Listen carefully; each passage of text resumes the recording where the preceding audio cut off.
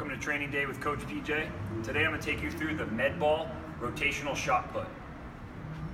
To get set up for this drill, I'm going to grab a med ball. I've got a sand ball, so I'm really close to the wall. If you only have a rubber bouncing ball, you can step a little bit back because it's going to bounce back at you. But when I get set up here, I'm going to be about 45 degrees to the wall. My feet are staggered, and I'm going to start off extended up. So I've got this ball extended right along the path that I'm going to throw it. I also have triple extension on my back leg. So I've got my ankle, my knee, and my hip extended and rotated towards the wall. So this is the finished position that I'm going to be in.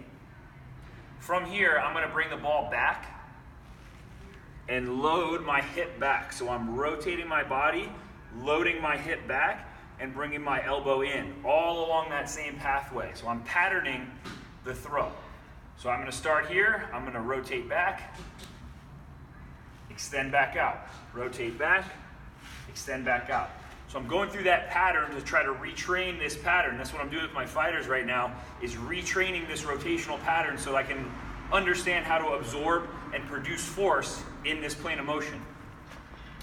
Then, once I get that pattern down, I'm going to load and then drive back out through that pattern and explode into the wall. So it's going to look like this.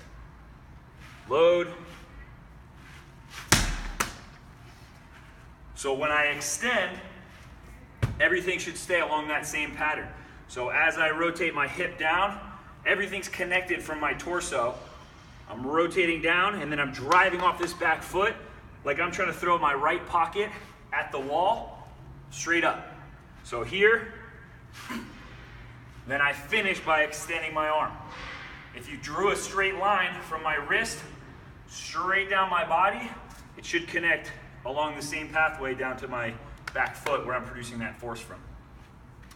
One of the real common mistakes you'll see here with a lot of athletes who don't understand how to transfer this force through their body is they'll lean, they'll break at the torso somewhere because they're trying to generate force from the belly button up rather than from the ground through their torso and out their arm.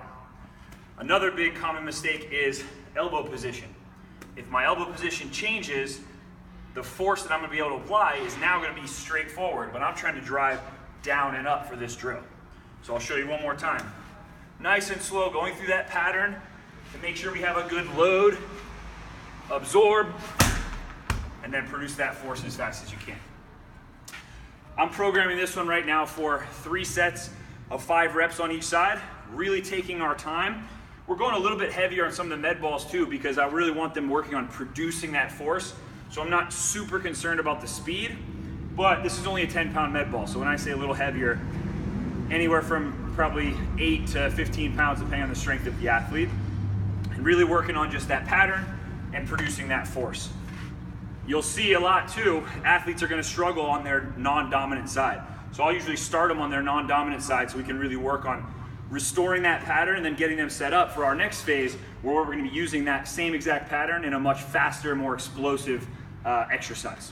So that's the med ball rotational shot put, and we're using that for patterning. This is Training Day with Coach PJ.